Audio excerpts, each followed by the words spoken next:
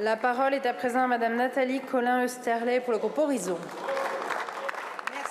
Merci Madame la Présidente. Ma question s'adresse à Monsieur le ministre de l'Intérieur. Depuis le 12 septembre, les gens du voyage occupent illégalement avec 300 caravanes et 300 véhicules une zone de loisirs à Saint-Julien-les-Metz, en Moselle, créant un préjudice majeur pour les commerçants. Le 29 juillet, 250 caravanes et 200 véhicules s'installaient illégalement sur un terrain de football à Argancy, un village de 1000 habitants. Le montant des dégradations, 30 000 €, considérable pour une petite commune.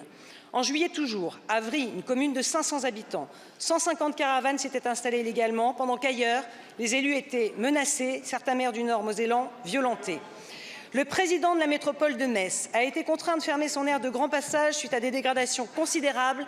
La remise en état est chiffrée à 150 000 €. Pour la communauté d'agglomération de Thionville, c'est 300 000 €. Monsieur le ministre, la situation devient ingérable et l'exaspération des maires et des habitants est immense face à cet état de non-droit. Les occupations illégales de terrains communaux, associatifs, privés se multiplient partout en France en toute impunité. Les demandes de mise en demeure et d'expulsion restent sans réponse, y compris lorsque les collectivités respectent leurs obligations en matière d'installation et d'entretien d'aires d'accueil et de passage. La raison invoquée, l'absence de forces de l'ordre disponibles en nombre suffisant et l'absence d'atteinte à la salubrité, la sécurité, la tranquillité publique. Naïvement, Monsieur le ministre, nous étions nombreux à penser que l'occupation illégale de terrain était constitutive d'une atteinte à la sécurité et à la tranquillité publique. Il est temps de réformer les procédures de mise en demeure et d'expulsion et c'est d'ailleurs l'objet de la proposition de loi déposée par notre collègue Xavier Albertini que nous sommes nombreux à avoir co-signée.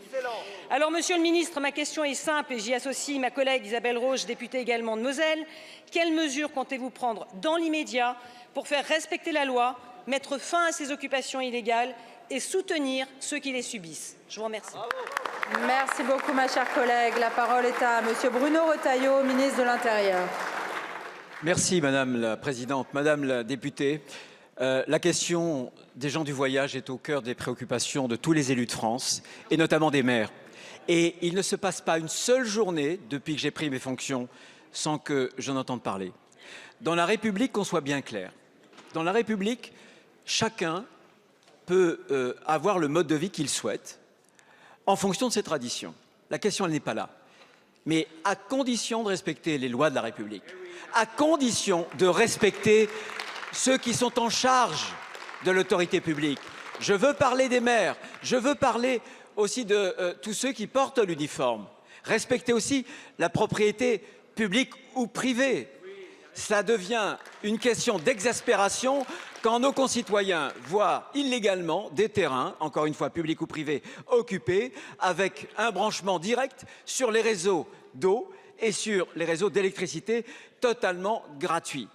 On ne peut plus rester comme cela. Je vais mettre en place un plan d'action très rapidement et si vous le souhaitez, je vais vous y associer. Il y a 2 propositions de loi, une au Sénat qui est en cours et ici vous y avez fait allusion à l'Assemblée nationale. Ce que je ferai, un dialogue direct avec la communauté des gens du voyage. D'abord un dialogue direct. Ensuite, un certain nombre de précisions, notamment vis-à-vis des schémas départementaux. On a plus d'outils lorsqu'il y a des aires d'accueil qui sont officiellement ouvertes, même si je sais très bien que même lorsqu'elles sont ouvertes, les gens du voyage refusent d'y aller.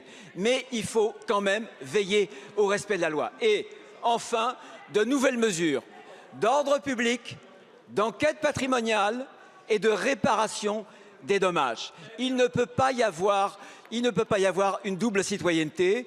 Personne n'est au-dessus de la loi et je ferai respecter l'ordre public et la loi républicaine. Merci beaucoup, Monsieur le ministre.